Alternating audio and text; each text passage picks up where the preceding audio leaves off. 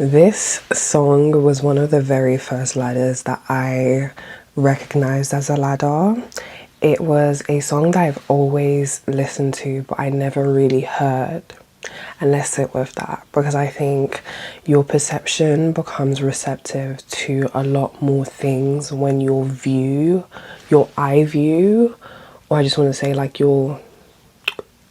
do you get what I'm saying? Like when that view clears, you're able to take in a lot more things. I found this song when I heard it, right? Because I'd always listened to it. It was always in my playlist, and I was always like, you know, the very first verse of like, yeah, like I've just got to heal, but I know I'm gonna make a difference. Like that bit I always heard that bit because I was always there. I was always at the point that I knew that at the moment when I was able to process and heal, I would make a difference. But it was just more so of having grace on myself and being aware that I was not at that point to heal. And I think when we talk about healing in on social media and like in like the fancy way that, you know, we like to illustrate it to be, we never really talk about how aware you have to be in the sense of when you are able to heal. Like you don't just go through things and then be like, okay, cool, let me start processing it. No,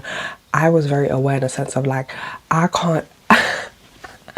cannot start sitting with all of these things that I've gone through at this time because I will break. Do you know what I mean? So it was that moment and that like realization of like, okay, cool, there will be a moment, but that moment is not right now, and that's okay. And I think we need to give ourselves grace in that sense, and like it really does put things into perspective in the sense of like timing and like just patience with yourself, with life, because as much as I now see myself as a co-creator of my life and my destiny, I most definitely feel like there will forever be things that will be out of your control. It's just more so your awareness within that and how you move through that. But yeah, this was one of the first ladders, guys. This is an OG for me, Heal by Pip Millett. And I remember like the first time when I was like, again, like listening to this song but not hearing it, like I would agree with the part of like I'm speaking to myself more. Even with that, I wasn't really speaking to myself more, but I most definitely wasn't journaling. And I was a non-believer of the power and the importance of journaling. Guys, I no longer doubt. I'm no longer doubting Thomas. I understand it now. Like journaling is one of the best things that I have ever started doing. I honestly am. It is a stream of pure consciousness, and it's just like, honestly, like I don't even know the words to like describe that beautiful miracle. Honestly, it's just so many things will resurface and like uncover to you when you journal, when you just let your mind speak without a filter. And I feel like that's what happens when you journal. Like you just kind of bypass that censor that everyone has inherently conditioned. Like you don't think like, oh, like da, da, da. Like no, you feel and you write. And yeah, that's why I love journaling so much now, guys. I can't believe even as a writer it took me so long to recognize that within journaling. But better late than never. Better late than never. But yeah, like literally even with the start of the song, going back to the start of the song of being aware that I would make a difference, but just again being also aware that like I needed to heal first, right?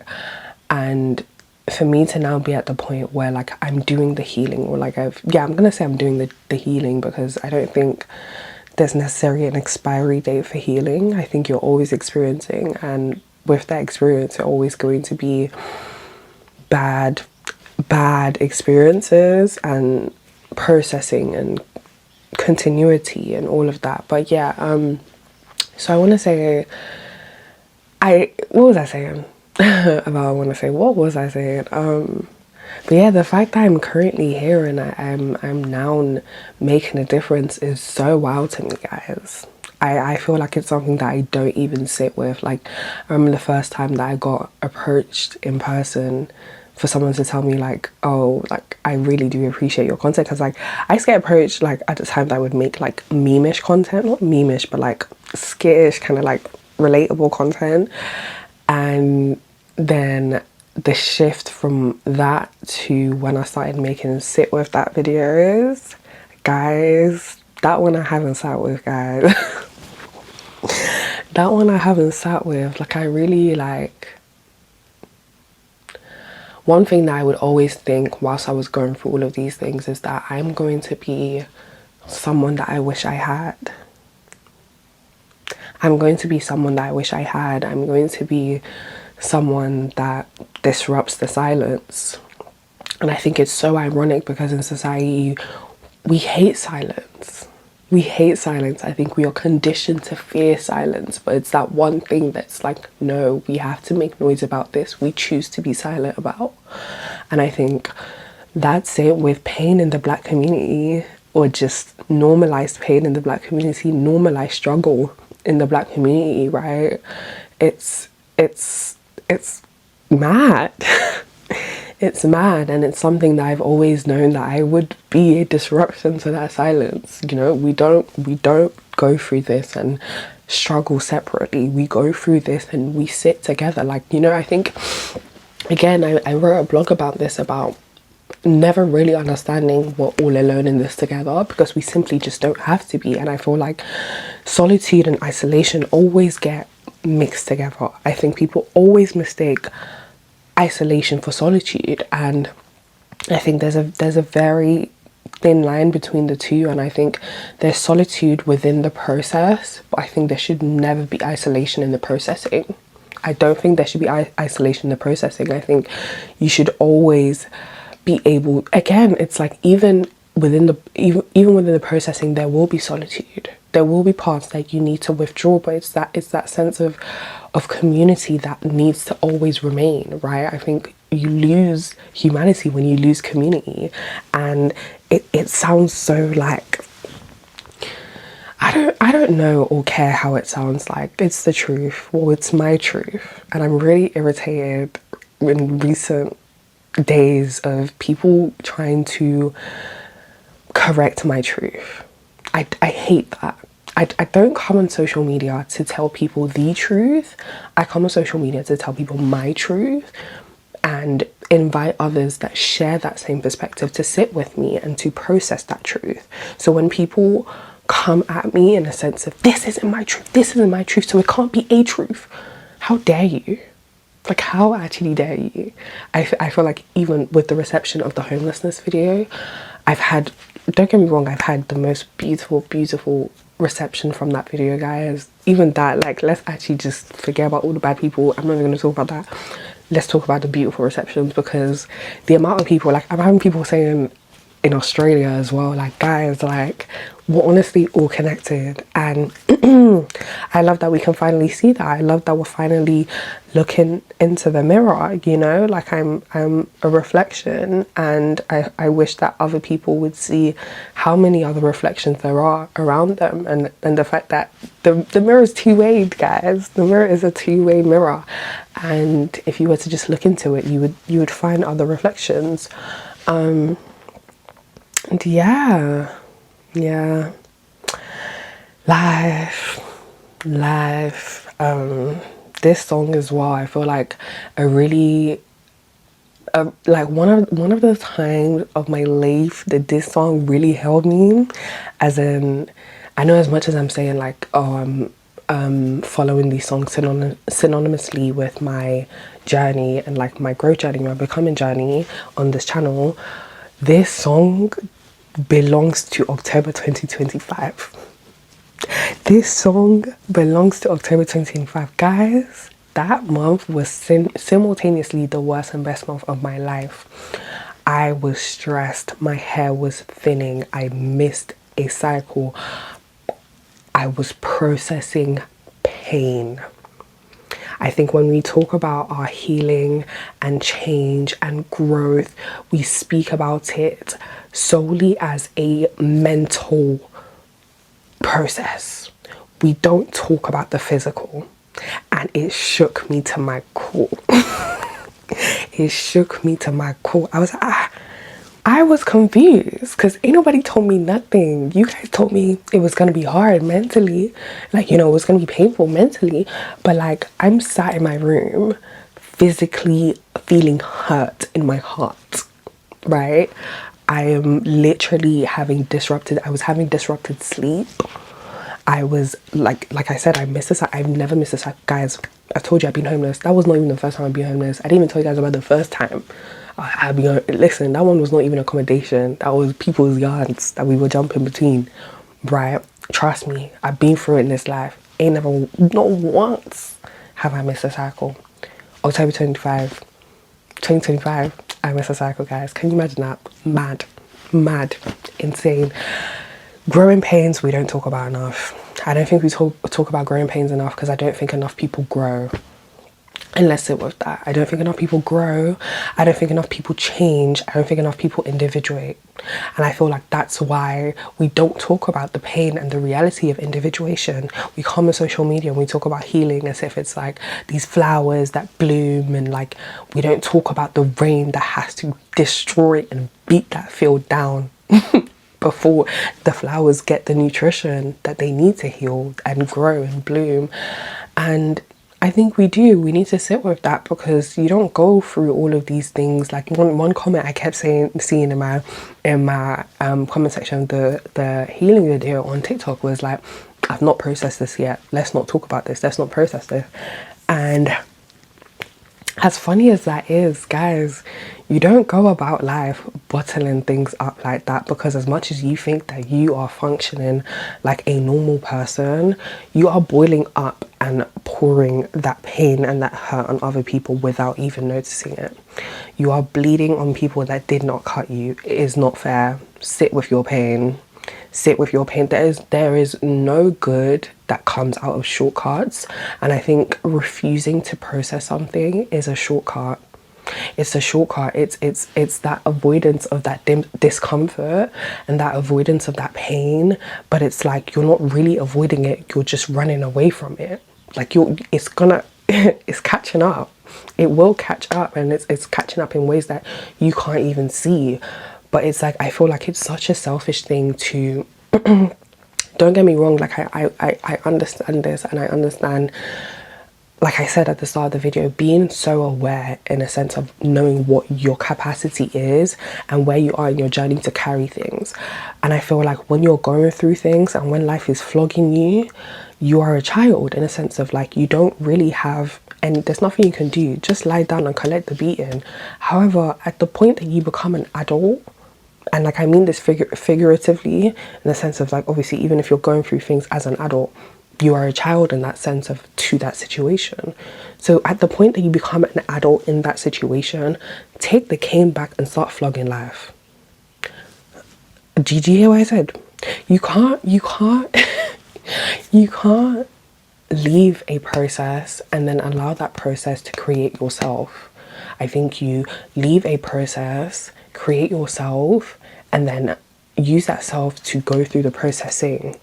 And I think that's the stark difference between people that become a product of their situation and then people that become curators and creators of their destinies and their futures. I think that's the difference. I think you find a lot of people who have sat with their pain but gotten up because of the discomfort of the chair. And I think, first of all, let's sit with that. We created this on live, guys. Sit with that. This is a new symbol for sit with that. You can even fold the legs in. Oh, you can fold the legs in. But yeah, I think people get up too quickly, and I think you can tell the difference because it's like you're aware, but you're not quite there. You're aware, but you're not quite there, because like I can tell that you can reiterate to me like that you're aware of like your what's it called, detachment, and your how like you have trust issues and this, that, and the third. But it's like, what have you done about that? Why have you let the process create yourself? Why have you like gone through all of these horrible things, and then now instead of like you becoming an individual who has gone through these things and then now worked through them. You've become an individual who has trust issues, who has, like, you know, who is now hurting people. And it's like, don't get me wrong, it's like we all start from that point that we are those products. Like you start as a product. I think before October 2025 I was a product, and not even in a way of I was a product, let me not try lie. Like I was an angry child. I grew up an angry child. I had a lot of anger in me. I was angry about my, I don't want to cry in this video, guys. I don't know if you guys could tell, like my voice was already shaking when I was talking earlier, but I grew up an angry child. I was very angry about my situations, very angry about everything. And at the point where life humbled me, there was no anger, I just went within. And then I realized, like, damn, it wasn't fair. Like, I literally apologized to all my friends. I literally went back and apologized to all my friends. I was like, damn, like, I don't know who told me that was okay, but I'm sorry. Forgive me.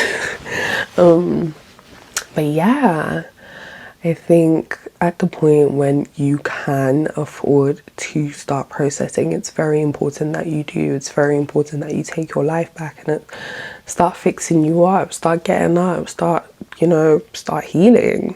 You can't be comfortable in not healing. And I think too many people are running away from discomfort and then just ruining the world for us, because now we gotta deal with your bad character because you weren't.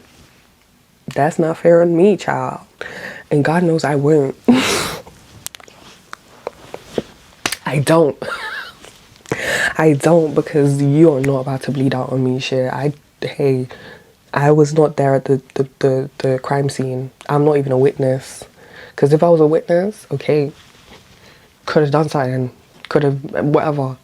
I'm not a witness, don't involve me. But yeah, I think, what else do I want to say about this song? Where I'm currently at, I am learning to write a lot more and like fit that a lot more into like my schedule and like my being.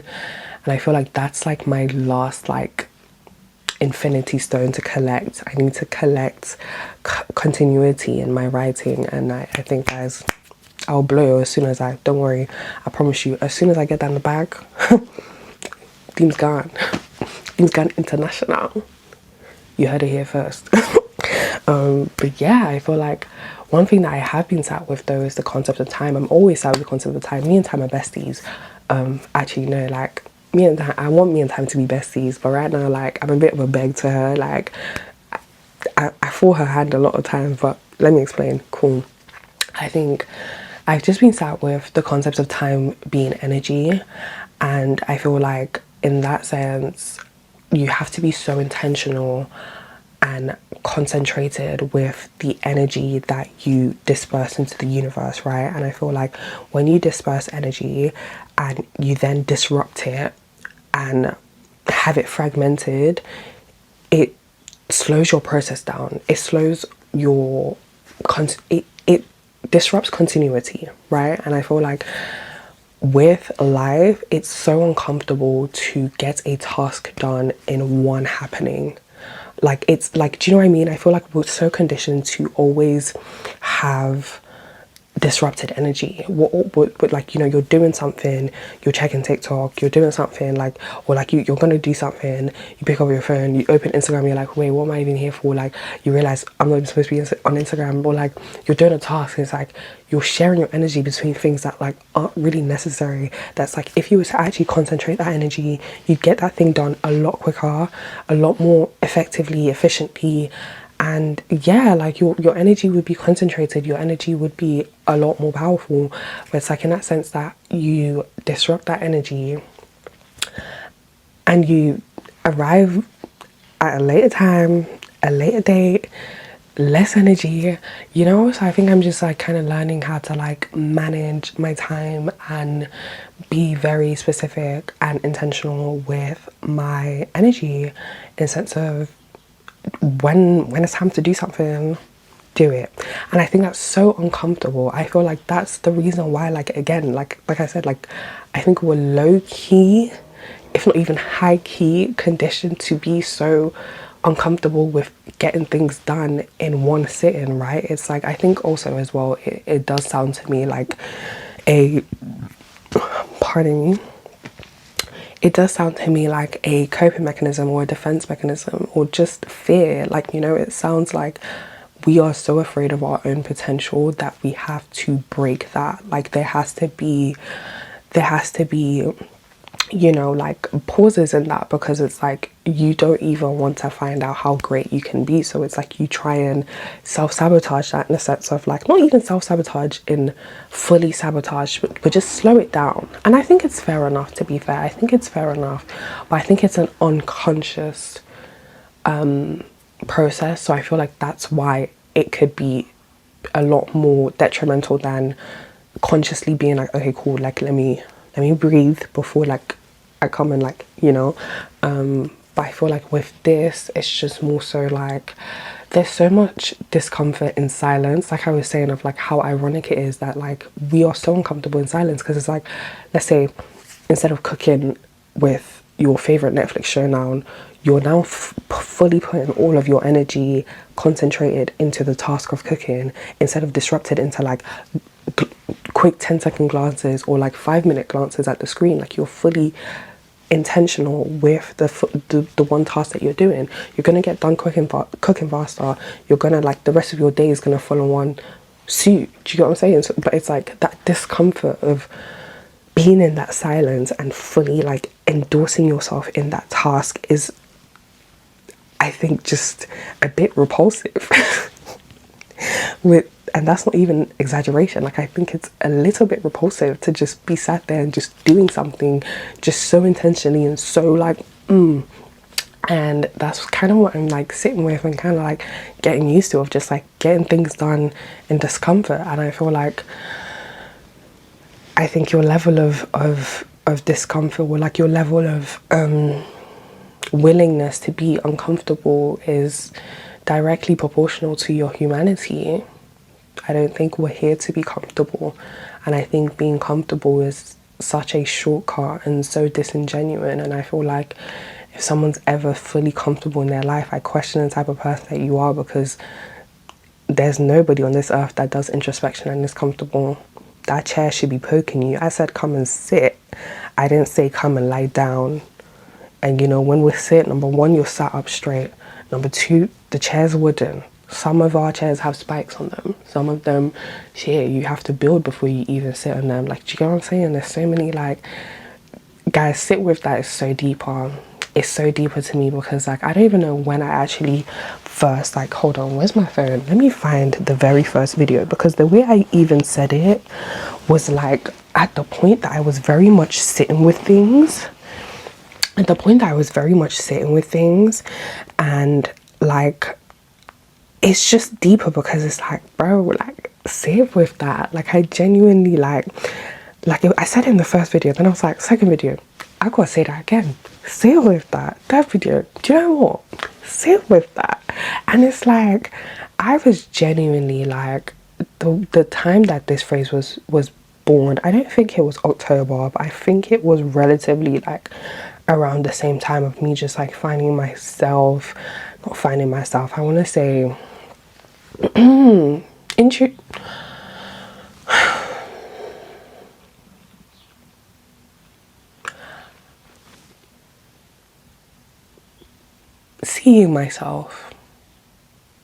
seeing myself, because I think I had found myself. I just hadn't fully seen her, and this was the point that I started seeing her in everything, and in her wholeness and in her identity. And hold on, let me find it. Where even is it? It was about gay people, gay men. Yeah, it was October. Of course it was October, guys. Listen, I was honestly going through it, but I'm so grateful, because like I genuinely would not be this person that I am right now. And if I, that's what I'm saying, it's the price to pay. And I think that's why a lot of people avoid healing, because of how painful it is for them. But then think about how painful it is for everybody around you. That's why I say it's such a selfish thing, because it's like you are avoiding that discomfort of that self discomfort and that like individual discomfort, but at what risk, at what cost? Because now everybody around you is going to suffer from that. Now there's going to be like things that you do that you don't see because you refuse to sit with. And I think as well, a massive thing of that is because trauma morphs and changes into like so many different things, people focus on the fact that it doesn't translate or mirror exactly, right? You don't make a replica of trauma, you make a reflection of trauma, you make like a morphing of trauma. And I think that's why it's so easy for trauma to travel through generations, because fair enough, like, number one, your mum did not beat you the way your grandmother did to her. You're not going to hurt your child the same way that your mother did. But at the same time, if you don't sit with that, you don't make these introspective like realizations, you're going to find your own way to damage that child, and then that child is going to find that her own way or his own way to damage their child, and then it's going to continue and continue and continue. And forget about children, even if you don't want children, it's the people around you, it's the community at large. And I think we have such a bad habit of seeing ourselves as much as I will tell people like, oh, we're not a monolith, we're so hypocritical in a sense of we will then turn and have very, very individual perspectives. It's like, what's what I'm doing got to do with you? Or like enforcing your perception on other people of like, no, that's not my perception, so it can't be your reality. What's my perception got to do with your reality, babe? Sorry, I'm just really, see how I found my way back to that conversation, just really irritated me. But yeah, guys, I love this song. Is there any other thing that I want to say with before I go? Guys, it's so early, by the way. It's literally 6:36.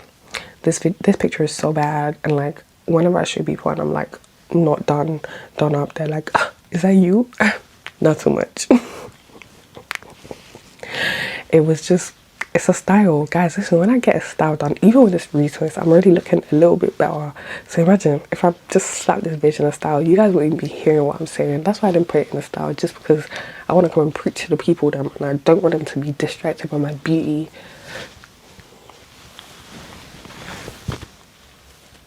By Aphrodite though, get at her. Yeah, oh my gosh, one last thing. Another part of this song that I was so like, oh my days, was when I heard like her saying like, basically reinforcing that you're not alone and you are just growing up. And because individuation and the hurt and the reality of it isn't spoken about enough, I genuinely thought I was losing my mind. Guys, I thought I was losing my mind. And I feel like a massive thing that I did in October 2025 was become aware of the part that I played in my own destiny and in my own future and my autonomy. And obviously I'd been deconstructing religion a lot before that, but it's like October 25, I realized, yeah, nobody's coming to save me. Nobody's actually coming to save me. You can pray from today till thy kingdom come. If you do not do, even within belief, which is why I always say, like, as much as I've deconstructed and I'm no longer religious, I very much see the truth and the beauty of religion and structured belief, because there's so many truths within it. I just don't think it's the truth. But anyways, that's besides the point. I think it's a truth, and I think it's one of the truths, and I think all the truths form the truth. But anyways, I digress. But yeah, in the Bible, it literally says, like, you know, God is good to those who are good to themselves, and it's like, you know, ask and you shall receive, like, you know. But as much as, yeah, that one sounds a lot more passive, but it's more so like you forget the doing part. Like, you don't ask and then you wish upon a shooting star and then you sit down and then you receive. No, like, you ask, you act as if it's been given onto you, and then it's given onto you. I'm pretty sure that's another verse as well.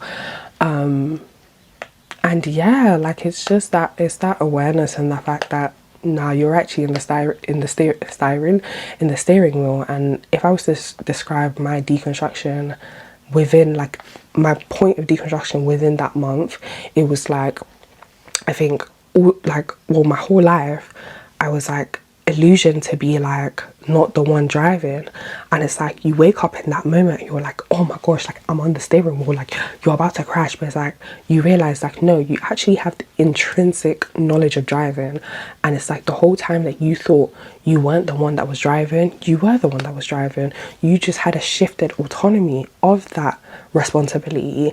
And I think there's so much pain and just there's just so much in realization of that responsibility. And I feel like in that moment, like it just felt like nobody understood. I was like, damn guys, like bro, you just wake up one morning, you realize you're actually in charge of this shit, bro. My SD card was full, got cut off, but yeah, that's my sign to round this up. I do have a client at 10 a.m. guys, but yeah, like you're actually in charge, and that realization is so heavy. And yeah, like I said, like you wake up and it's like you're in the flipping driving wheel, and like your whole life they've all told you that you can't drive. So it's like that learning, not even learning on the job, but remembering on the job. Sit with that, remembering on the job, because you do have the inner knowledge, and it's kind of like learning to trust that you are remembering and allow yourself to lead with knowing that the same way you've literally been driving up until this moment, just unconsciously, you still have that within you. You still have God within you, and God still just is, like, you know, like you don't wake up and then boom, like you're alone in the car. Like I think you've never been alone in the car, you just didn't realize that you were in the steering wheel, on the driver's seat. Grammar. I already told you guys what color my passport is, not too much of me. But yeah, fixing me up, dimming it at a very aware and my whatever. This was lovely, this was fun. Again, 30 minutes, guys. I don't know if I can hit less than 30 minutes on this channel anymore. I don't apologize. Real one should be watching this to the very last second. I'm still practicing. I don't think it looks cute like that. You gotta differentiate it. But anyways, we'll work on it, guys. Thanks for watching. I am Deem, and this is me.